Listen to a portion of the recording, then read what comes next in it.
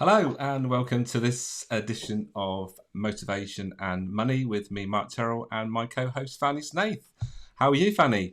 I am excellent, thank you. Excellent on this fine Tuesday. Fabulous, fabulous. So, those of you that joined us before, we talk about motivation and money, and we tried to put our little spin on it. Got a really interesting topic today, something that I don't know much about, but Fanny knows a lot about because she's just spent 3 days learning all about it. And maybe we all need to know a bit more about this new stuff, this new way of spending money, which is the crypto thing, which I'm looking forward to hearing more about. So, what have you been up to? We've taken a week's break because I was away. What have you Yes, been up to in that time, Fanny? Anything exciting? I have been busy getting bums on seats for my new My Money Makeover course that launches tonight. So yeah, it's there's an amazing book called Oversubscribed by Daniel Priestley. I'm Mm, sure, have you read it? yes. Yes, and it's a great model. Let's just say, um, if I could do the absolute opposite of what that book says to do, that's what I've done. Okay. So what you're saying is reads oversubscribed and do the opposite. Um, Well, I didn't do the opposite on purpose, right? But it's just like, honestly, sometimes it's, strategy, business strategies and all mm, those things, those kind of things are what I really could do with putting some time into and some energy into. Don't get me wrong, I've moved forward a number of steps since the last time I did it, but mm. it's great, but it's just it does tickle me sometimes just thinking about it. These things tend to be fluid, don't they? You sort of they sort of easily take you off on a tangent, which is not what you intended to do, and then you end up, well, how did that happen? But anyway, I've got to this point anyway. It's sort of where I needed to be, and but maybe I should have been a bit more organised and focused. Yeah, absolutely. Mm, And when let's bring it back because this is about money and motivation. I could be sitting here and I could say, do you know what? Okay, so I've got 16 on the course. That's great. My minimum was 15. I wanted X, blah, blah, blah. mm, Oh, shan't bother, not going to do it again. But actually, it motivates me even more, to be honest. It motivates me to get it right because I mm. because I know it's such a good product and I know it's going to be really good. But it's just joining the dots, isn't it? And Yeah. not giving up, not giving, it could be it's so easy to give up. A lot of people do give up, I think. Well, it's managing this, isn't it? What's between our two ears? It's realizing that what's happened isn't because we've done something or not done something. It's just what's happened, and not Well, letting it yeah. get us down, isn't it? And we've talked about the vibrations and the emotional guidance scale Mm, before, and it's very easy to sort of go, oh, well, and then all of a sudden your whole vibration is just sinking down, and then more people go, well, I'm not going to sign up on her course. It's you've got to try and keep all the energies aligned and just keep your mind open, keep mm. curious, and just allow.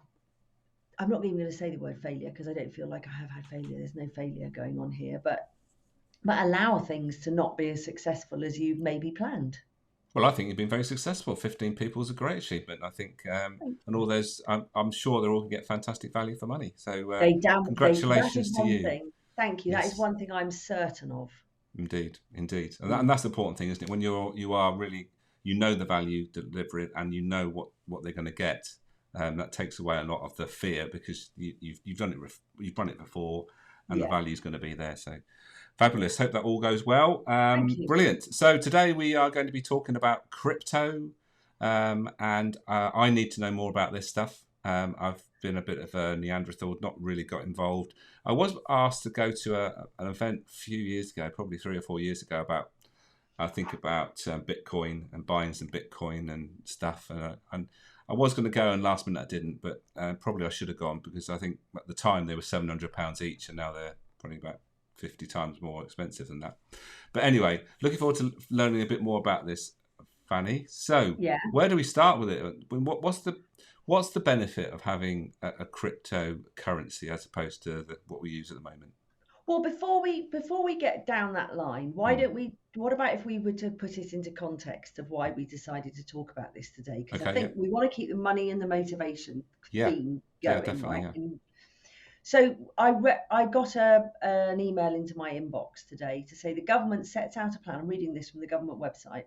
The government sets out a plan to make UK a global crypto asset. Guys, put my teeth back in. A global crypto asset technology hub. What does that mean? What does that So mean? that's the first thing. What does that mean? Mm. The government, so they're basically what they're saying is they're saying that there's something called a stable coin. And what they're saying is that the government is going to start accepting those as currency in the UK. That's the plan. I don't know when. I haven't got that far through it yet, but that's what it. So yeah, that's what it means. So yeah, so that's what it means. The government intends to legislate and bring stable coins. First question arising, where used as a means of payment within the payments regulatory perimeter, creating conditions for stablecoins issuers and service providers to operate and invest in the UK. So my question was, where are we at? Where are we at with this stuff that's going on in the sky or in the metaverse? Yeah. And I told you that I just spent 3 days on a crypto course, which was very good actually. And we know, I mean, we all know that, oh, no, I'm not going to invest in that. I'm not going to get into cryptocurrency. All rubbish, completely lose all your money. So when the government announces something like this, what does that churn up within one? Is it a case of like, oh my God, the government are ridiculous, it's all going to be a failure? Or, so what's going on here? Is this something I should be involved in? Should I Well, be thinking there must about be that? something in it if the government are now getting on board. I mean, up to this point, has there been other governments that have done anything similar that have to accept crypto? I'm not absolutely sure exactly what's going on, but I know that there are a number of banks that are literally piling money into crypto. Right. I mean, there's a huge shift of wealth going on. It's probably the biggest shift in wealth, I can't say since or maybe ever or whatever, but it's a huge shift in wealth that is going from what we call fiat currency into the crypto space for many Right. reasons. I would think lack of trust. I mean, if you think about it, so a lot of people are saying, what's the point of cryptocurrency? So if we think about what cryptocurrency is, it's just basically digital currency. And there are thousands of different coins now. We used to think it was just Bitcoin, and maybe people have heard of Ethereum, but there are lots and lots and lots of different coins now. People go, well, what's it for? The purpose of some of these coins or platforms is incredible, really incredible. So I was learning about one, and I can't remember what it was called. It was either called AMP or Fetch, and I can't remember which one it was. And basically, it allows people to transfer small amounts of money from a developed world country to a not so developed world country, because there are like millions and billions of people in this world that can't even get a bank account. But with cryptocurrency and a smartphone, so they might have a smartphone, but they can't have a bank account, they can receive money. So for Mandy to send $10 to her mum in the Philippines, let's say, would normally go to here, to here, to there, through this bank, that bank, shed loads of fees would come off it, and Mandy's mum would end up with a couple of dollars on the other end, and it would take a few days or whatever to get there. Now you can go, I want to send this to my mum, it'll be there in almost, well, minutes, and it'll cost you pennies. That's when cryptocurrency becomes incredible. And there are all sorts of projects like this, all sorts of things that you can do. So what gives a cryptocurrency its value then? Is it a supply and demand thing? Because I know that there was only going to be a limited amount of bitcoins created. I don't know whether they've all been created now, but once it got to a certain amount, they were going to stop making them. Is that part of the scenario where A like gold, there's only a scarcity. certain amount of gold about? Yeah. Is that how the value is? Why is one crypto more valuable than the other? Well, there's different purposes and different quantities. I mean, some coins are there are millions of some coins made. Sometimes some coins say, and there's no cap on them. So you don't know how many they're going to be. I mean, if you think about it, going right back to the 70s when the dollar used to be attached to the gold standard. Now, I am not an expert on this, right? I'm not an expert. This is just a rough guide because I'm learning all the time. But the dollar used to be pegged to the gold standard until Nixon decided that he wasn't going to do that anymore. And that's when you basically then call it a fiat currency, which is a currency that's not pegged to something. So, if you think about it, it all used to be pegged to gold to link it to something. So you actually have got some kind of idea of a value. But if something doesn't have a value anymore, it all gets, if you don't know exactly what it's linked to, it all gets a bit complicated. Yeah. So what the government are talking about are stable coins. So you're talking about a cryptocurrency. This is actually pegged to the dollar or the pound or whatever, so that there's some kind of value. So why are coins valued in different ways? Well, why are companies' stocks different prices? Supply and demand, isn't it? Well, exactly, supply and demand, and value behind it. Is it a good idea? If you look at something like the Doge coin, or as some people call it, the doggy coin, which was created as a joke, right? It has no purpose whatsoever. There's no, it's not. It doesn't have any kind of usefulness at all.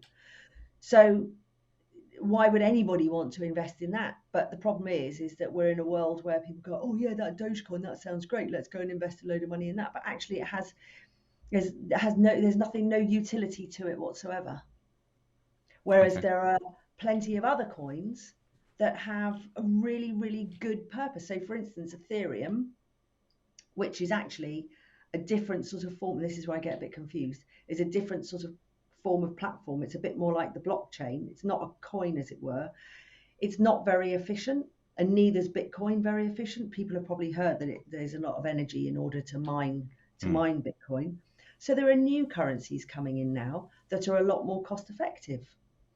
So they're going to become popular because they're not going to take up so much energy, or they're going to be easier, they're going to be faster, they're going to be better, they're going to be doing this, that, the other. I mean, there's so much stuff happening out there that we need to get a grip of. Oh, I seem to remember there was something about Tesla. 1 minute were taking crypto, and then the next minute they weren't. And it's so obviously people monitor and are interested in what Elon Musk's up to, and if he's up to something, then maybe we should jump on board. And so someone like that can cause an awful lot of volatility in that. He's doing that, I should, and then we've just sold out of it. Oh God, I best. So it can cause all these major fluctuations. But people say that about crypto, but that happens exactly the same in companies. I mean, you only got to look at Facebook recently. Back in February, they announced their earnings, which I don't know, for some reason maybe they hadn't had quite as much growth as they had before, or something wasn't quite up to scratch, and their shares fell off a cliff. I mean, literally fell off a cliff. Fantastic opportunity. I think they had the first quarter where they didn't increase their subscribers or their members, didn't they? And overnight, people just literally dumped a whole load of their stock. But of course, there is more volatility in the crypto space. It is a lot more scary because people don't understand it. But my question to the world is, do we learn about it or just push it away? And if you're going to push it away, how long is that going to be okay for? It's just an interesting. Well, my other half just realised that it's quite useful to have a card on her phone. She did. She fought it for a long time, but then realised that one day she went out. She had her phone, but she didn't have a purse with her, and realised she couldn't buy anything. And it would have been really useful if she had her cards on her phone like you do. And now she's got them on her phone and she's used it. So it's one of those things, isn't it? We sort of put some sort of barrier in that we don't need it. Why would I need that? I've got to this point. I remember when I was trying to bring technology into our retail business, and my dad said, "Well, we've done without it up till now. Why would we want it now? What try and convince me that we need to spend all this money to introduce technology." But I knew that that was where it was going. I knew that we would get efficiencies. I knew there was, and it was for me to having to convince someone that had got a long way in their career and been very successful without it. So that comes back to the motivations of when you want to get involved with these things. I'm like you. I want to learn about this stuff. I've got this high expert thing. So if I'm going to get involved with something, I want to learn about it. I'm not someone that would want to go into something gung ho. So I would probably do what you've done, is immerse myself in the topic and understand it, so that I had enough knowledge and I'm not relying on somebody else to having to give me the information. But I think it's such a big topic, though, isn't it? It's one to get your head round. I think it is. I think it is, and I think again, it's the attitude that you approach it from. When I first got into crypto in 2017, and I've been scammed. I Mm, lost all my profits. Literally, I watched it happen on the screen. It was fascinating, and that was going to sort of buy the Christmas presents, etc. And I was like, oh my God, I can't believe that just happened. I was like, real facepalm thing. Like, you absolute fool. Why did you do that? I completely deserved it. But if you allow yourself to go into something and say that you're learning and say that you're able to make mistakes, we're not gambling with money that we can't afford. mm. What's not to like? Yes, and that comes back to any investment, isn't it? You put in what you are prepared to lose if it doesn't work out, because there's nothing that's Mm. definitely certain. No business has 100% certainty, but I suppose it's mitigating those uncertainties and minimising the risks, isn't it? At this stage, there's less Yeah, risk now than there were in 2017 when you got on board, isn't I there? don't know about that. No, that's Oh, I don't know. I would say that every day there's some kind of scam that comes into my inbox. okay. Right. Message from this your wallet, Atomic Wallet is changing this. You can do that. You can get this for free. Really? I think safer. Hmm. I don't know about that. Safer. I don't I'll tell you a know. little story, nothing to do with what we're talking about, but I got an email from Restream, who that's how we're able to restream Yeah. out to all the different platforms, and I use that platform. And it said, um, new, you can be involved in the 2-week trial version where you can stream to your website. And I thought, that's very exciting. How do I do that? Anyway, so you get a bit of code, you create a landing page, you stick it on there, literally a little square comes up with, and everything goes onto your website. And I thought, this is interesting, let's do a trial. I clicked on trial and it was working. I was looking at it, talking to myself. At this point I was in my dressing gown, and when it finished I thought, oh, there's a message to say I've just been live on YouTube. Does that mean I've been live on all the other channels as well? And yes, I was live across all the channels in my dressing gown this morning. It has now gone, so you can't find it. So anyway, so nothing to do with what we're talking about. But I thought I should share that. There was That's a panic moment, thinking, "Oh my god." Anyway, the so thing is, right? The thing is, right? That piece of code could have been anything. yeah, I know. I was testing it out. I was testing it on my iPad. So I put it on my. I had the landing page on my iPad, so I could see it was. And when I went live, it suddenly burst into life, and there I was on the screen on the landing page on my website. I thought, yeah, it's working, but I didn't do my homework as to. I needed to switch off all the other things that Restream Yeah, streams yeah, to yeah, yeah, before, yeah. so it just went to that one That's thing. really interesting, though, isn't it? So yes, To do so that. so that's new technology. So up until this point, that's quite it's one of the So, things I know a lot of people want to do rather than have to go to stream to a social media.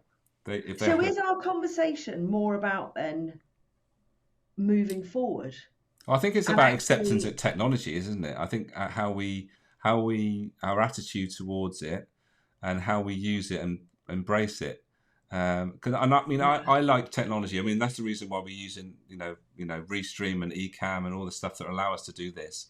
It excites me because it allows us to do what we do, and it creates some content that's just useful for me and for you, and hopefully those that get to watch it, whether it's live or on replay. I think it's a great technology that was never there before. It's like creating your own TV channel, isn't it? But 10 years ago it was just not possible, but now all these things are available to us. So I'm interested in those sort of things. But when it comes to risking a lot of money, I mean, this is a obviously a fairly small outlay every month that you have to obviously pay for the technology. But when you put money into something, that's a different scenario, isn't it? Because you then put the money there and see what happens, and hopefully Yeah, it grows. But as you've said, it doesn't always grow, and it can evaporate overnight. yeah, but yeah, it could. But if you think about it, Northern Rock went, didn't it? Hmm. People, it's never going to happen. I mean, Yeah. serious. I often ask the question for people who, they say, "Oh, all our money's protected." What, £85,000, however much we have in any bank? Which, I mean, if anybody's got £85,000 sitting in a bank, then that they're crazy anyway, because they're not going to be getting any kind of return on it. Mm. But okay, so we're all protected up to £85,000. Do we really honestly think that if one of the major banks was to go under, that the government would be able to refund us £85,000 each if we had it? The Yeah. amount of that. Good I mean, do question. we really? I don't know. I don't know. Would it really be there? But bringing this back then to money and Yeah. motivation. So my question is, what does it take for somebody who is digitally not? It's not fair to say crypto averse. What's the motivation to get them interested? Is it this? Is it this So government motivation thing? is that, I mean, there's three things about motivation. We're influenced by three things. We're influenced by our past, the things that have happened to us. And Yeah. obviously, you've had some things happen to you with regards to money in the past, and so have I, obviously. And then we've got the present, what's going on in our lives at the moment, the things that we need and want, and all those sort of things. And then the third element, not surprisingly, is the future. What we want in the future, what we're moving towards, what it is that we want to be in the future as a person, and what do we want to have, all those things. So every decision we make is driven by motivation. It's either keeping us in the past by because we're mainly influenced by the things that have happened to us, or we're very much in the present, sort of living in today on the things that we are achieving, or we are very much future focused in that we want to get to a place in the future, and that's our aim, and every decision we make is based on getting to somewhere in the future.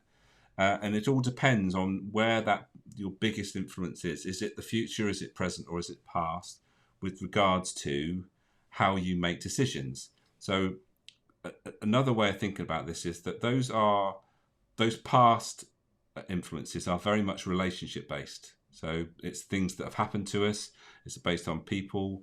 It's based on things that give us security.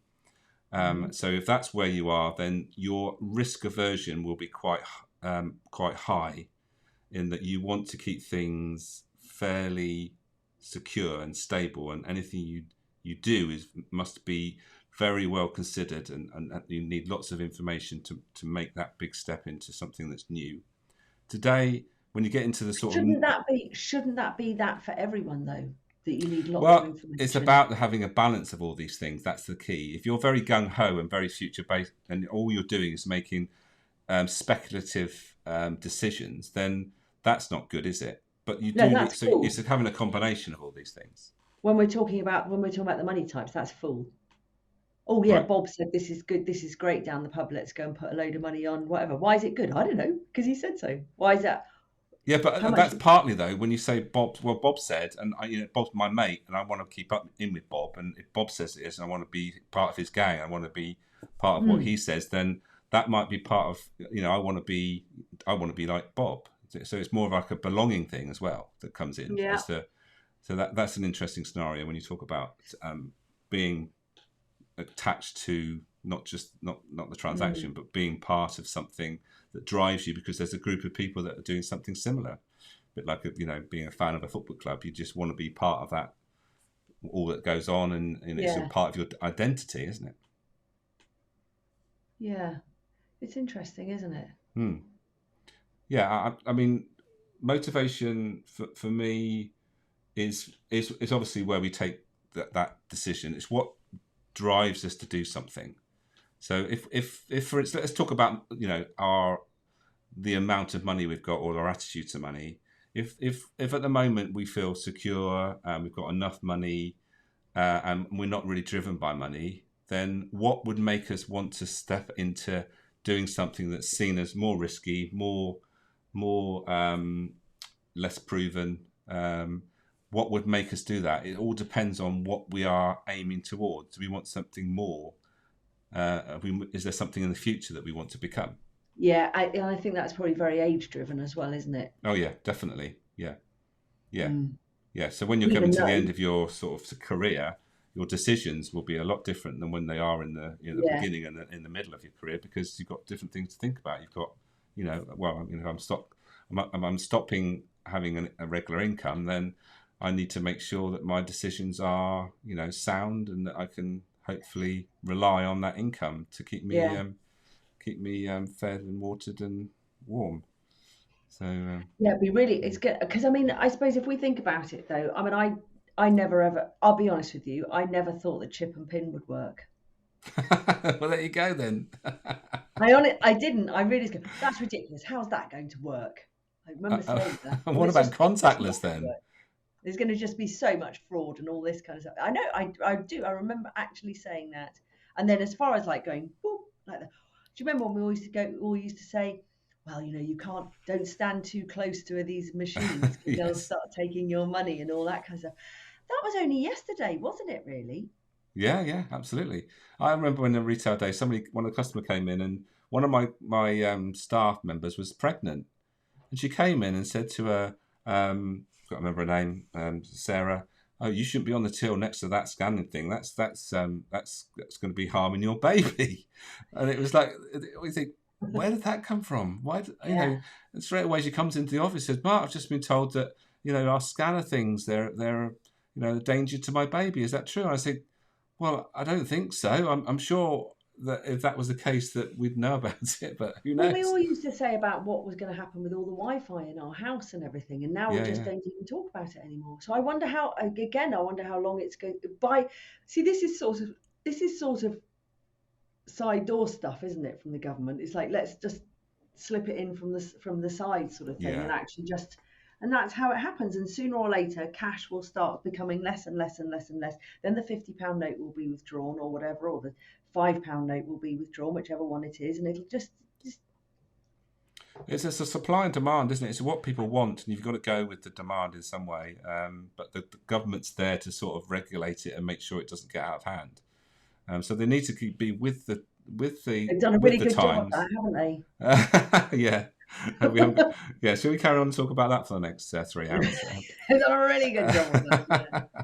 Yeah, yeah. I don't know. um, so the My time's running out, so we need to sum up a bit as to what well, we've I been think talking my about. sum up would be for anybody who watches this. Hmm, From it would be really interesting to know what level you're at hmm. um, with crypto.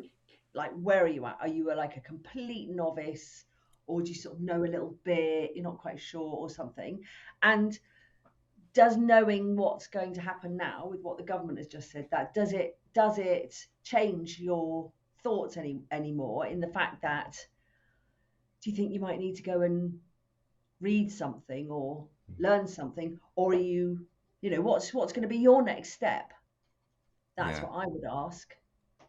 Yeah, I mean, I mean, and how are you going to find out this information? Is it going to be taught in schools? But I mean, it's been notoriously badly taught in the past, money. I So, mean, from my own personal opinion, the quieter they keep crypto, the better it is, because the less people that know them, then it's much easier to make money as an early adopter, right.